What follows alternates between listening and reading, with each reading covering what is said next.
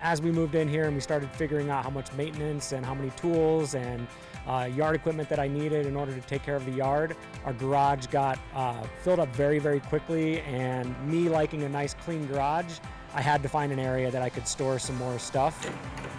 My yard has always been my baby. I'm the guy that likes to have one of the greener yards on the block, whether it's planting our garden or planting the flowers on our patio. But most importantly is mowing. I absolutely love mowing. I bought a new mower and this is the home for the mower.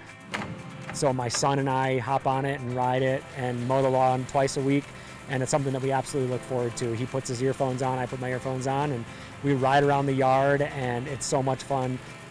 And then anytime that I need to get anything for the garden, it's now right here rather than having to go around the front of the house into the garage. So having the shed has just made it so much easier for me and my wife to tend to our yard, to take care of the garden and do the things that we love in the summertime.